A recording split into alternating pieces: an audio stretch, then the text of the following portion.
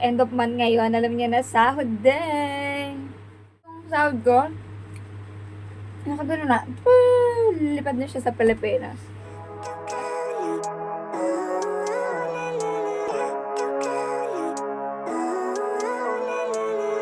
Living life, every day, late at night, not okay, all I want. And hello guys! Welcome back sa akin. We're back home. Today is Sunday. And mag-unpack tayo. Unpack. Mag-ano tayo? Haul. Dahil mga binili ko na sahod. Ngayon sahod ko. We have cracklings. I promised to myself, this lang to. Ngayon lang to first week ng sahod. So, I have Mr. Chips. Meron akong ubas. Bigay sa akin sa church. Inuwi ko yung iba. Tapos, bumili ako ng Graham. Because I will make some dessert. Pero hindi pa ngayon. Pag umalis si mga amo, pag nagbakasyon sila. So, Nestle cream. And isang iba. So, gagawa tayo ng may nakita ko sa YouTube na parang basta parang tiramisu style, parang ganon. Hindi siya tiramisu parang ganon yung style niya. Parang tiramisu na style. Tapos, ito pa yung exciting part. Tapos meron pa. Tapos bumili ako ng ito yung gastos ko, $126. Hikari na pangalan yan? Nakikita nyo ba ako? Hikari na sunscreen. Wait lang nga guys. Ayan. Hikari na sunscreen. Hikari. Tatry ko siya. Kasi ang ginagamit ko, diba, Skin Reborn. And yung ginagamit ko, Skin Reborn. Kasi nakapackage ka. And dami nun. May binigay pa sa akin yung churchmate ko. Gusto ko siya mag-try ng ibang sunscreen. Try ko tong ibang sunscreen. Ayan. Tapos ito pa pala. Meron pa pala ako nabili nito. I bought some drinking yogurt. Ayan. And ito yung pinaka-expenses. Pinakamahal. Charot. Kasi sa church, wala akong gana kumain kanina eh. Ang kinain ko, tumikim lang ako ng isda na paksiw. So, gutom ako. I'm hungry. I want to eat. Yung iniisip ko, kakain ko na lang. Pero ito, ang galing yan. Ano siya? Hindi siya McDo. Hindi rin siya pero parang ganun. Super China. Super China. Ang niya. Ito na pakita yung dragon. Hindi naniniwala dyan. Pero kasi ayun yung kasi yung packaging niya. So ito, chicken wings. Wings. Combo kasi yung binili ko. Isang wings, ang ganyan. To? $49. Tapos ito yung gusto ko lang sana, burger. Gusto ko matry yung burger nila yan. Spicy burger. Tingnan ko.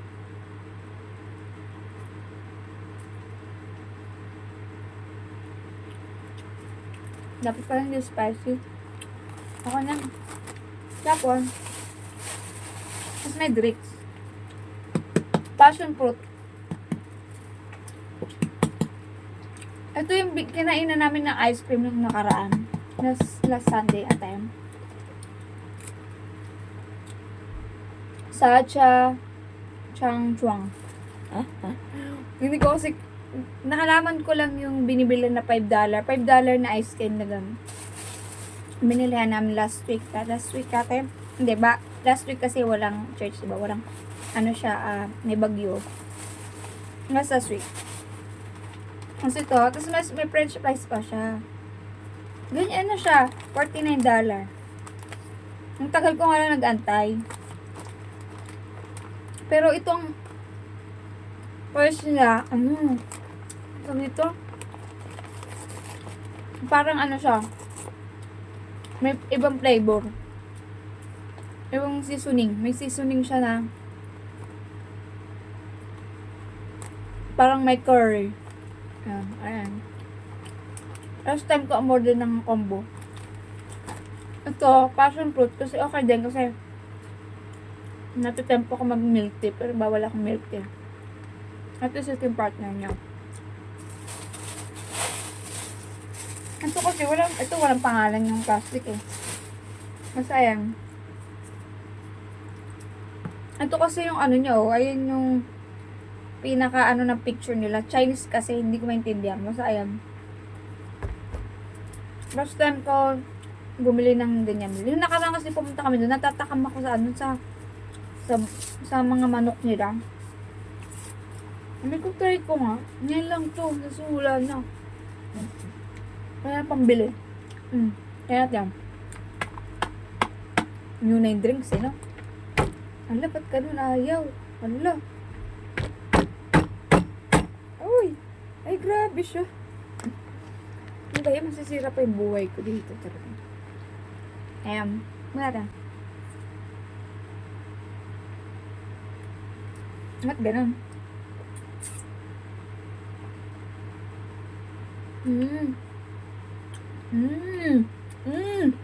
In fairness, hindi ko siya nahalo. Aluin ko pala.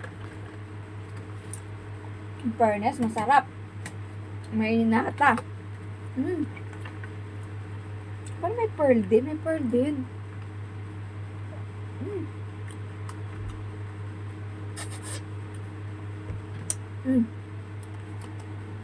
Try natin. Try natin yung chicken wings. Masarap ba siya? Kung ma-recommend ko ba sa inyo? Charot. Ayun. Hindi natin lawan. Parang hilaw pa naman to.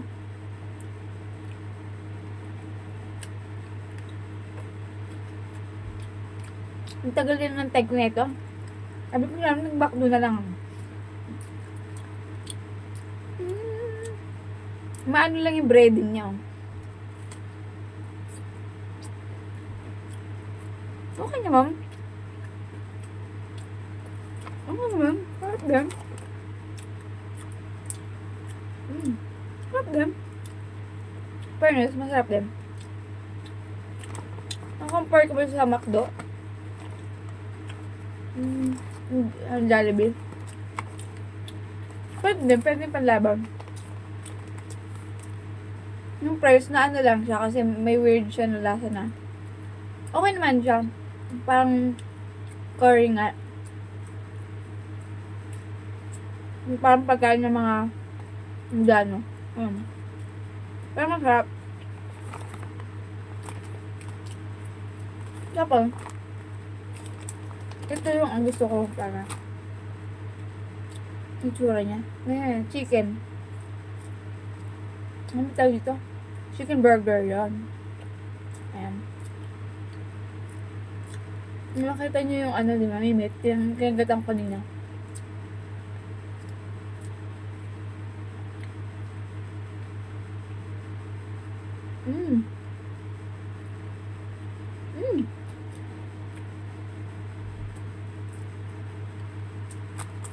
Ang panit.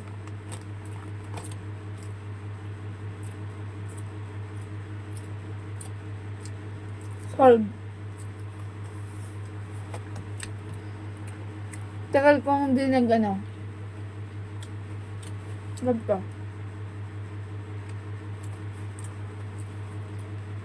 Hindi mo matagal. Parang last June? Ano lang yan? Kasi July.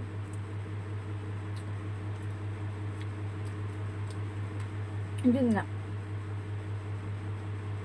July kasi visit kami. June kami nagpunta ng Central.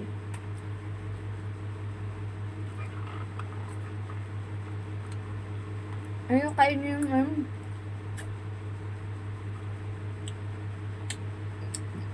pwede na siya sa $49.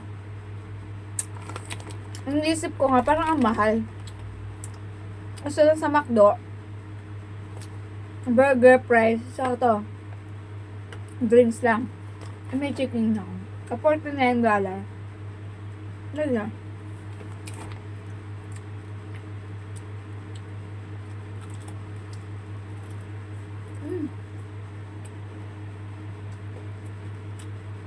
Alagay ko rin dyan sa yung kumain kami ng Altim. Dadagdag ko sa vlog na to. Ayan, dito mabenta. Ice cream, tea, coffee. Tapos dito ba yung sinasabi mo milk tea rin? Ito rin, dalawa, 18. Ah, dito rin pala yun. Ayan, ito kami. Sa bilihan ng mga milk tea. Ayan nga guys, so ito yung shop na binilang ko ng pagkain ko na kinakain ko today. So yan, We Drink ang pangalan niya sa website na sinearch ko kasi wala akong makitang English name sa dito sa tarpaulin nila na naka-display dyan. So pinicturean ko siya and ni-research ko siya. So ayan, nagkayayaan last Sunday yan, nalaman ko yung lugar na yan kasi I've been here in Yunlong for quite long time and I don't know, hindi ko alam yung place na yan. So, ayan. Actually, malapit lang siya sinasakayan kong bus pero wala akong alam. Wala akong idea. Kasi, sa mga familiar places lang ako nagpupunta. So, anyway, ayun na nga yung binilan ko. And you can go there. Mura lang din ang milk tea nila.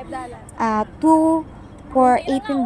And itong ice cream na kinakain namin is only for $5. Pwede na, guys. Pang lunch yan. Yan. Enjoy! Ayun yung may murang milk tea, murang ice cream. $5 na sundae siya na isang ganun. Tapos, yung milk tea na dalawa $18. Mura na yun. Ayun pala sinasabi nila $5. Hindi ko alam kasi dun sa pag kasi diretso lang ako. Philippine shop lang ako. Yung mga nandun sa gilid-gilid. Ayun ang alam kong mga shop. Yung mga ibang tindaan. Hindi ko masyadong alam. Palengke, ayun ang alam ko. Mga wet market. Pag yung mga ganito, mga shoppingan, mga wala ko masyadong alam. Hindi ako masyadong titingin-tingin. Excuse me. Nalaman ko lang sa mga kasama ko last Sunday. Last week. Kapitbahay ko si ate. Tsaka isa pang kasama namin. Hindi ko alam. Hindi ko alam yung mga ganito.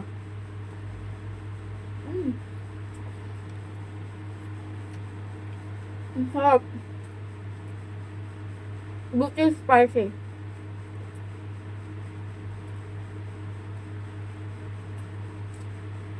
Yung sabihin ko, hindi siya ganun spicy burger siya, pero hindi siya ganun kaanghang. Bako lang. Ayun lang. Hindi ako natapusin yung video na to. Nag-haul lang ako. Inyer ko sa inyo yung gastos ko today. Today is August 2. First Sunday of the month. And we still have 1, 2, 3, 4 Sunday to go. Malayo pa yung lalakbay na sahod natin. Dapat magtipid tayo. Ayun nga, sabi ko, bibili na ako ng ganito kasi the next 2 weeks, 3 weeks, next Sundays, deprived na tayo. Ano na tayo? Tipid.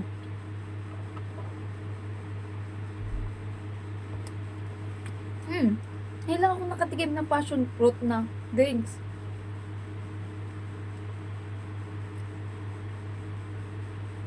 Nakakain ako ng passion fruit.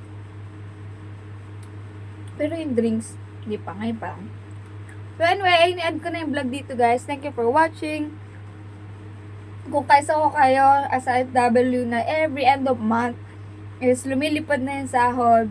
Yung talagang nagtitrending sa Facebook yung 7-Eleven na pinaka-favorite namin. Every kada sahod. Excuse me. Every end of month. Talagang lumilipad yung sahod. First week pa lang ng buwan. Talagang nandun na. Nasa plano na ang paglipad ng pera. So anyway, but thank you Lord for the blessing. Thank you for the whole month of July na sinamahan niyo tayo, iningatan, pinoteksyonan, bigyan ng biyaya ng kalakasan, di ba? Peace and joy. Tsaka yung itong blessing na to na nasa harapan ko. Thank you Lord. Thank you. Si Lord lang talaga yun. Ayun lang, thank you for watching. God bless. Like and subscribe sa aking YouTube channel. And see you in my next vlog. Comment down below sa lahat ng mga OFW dyan. Kaway-kaway, mga kapatid, kabayan. So, hindi kayo nag-iisa. Di ba? Kasama nyo ako. Again, God bless you guys. God bless.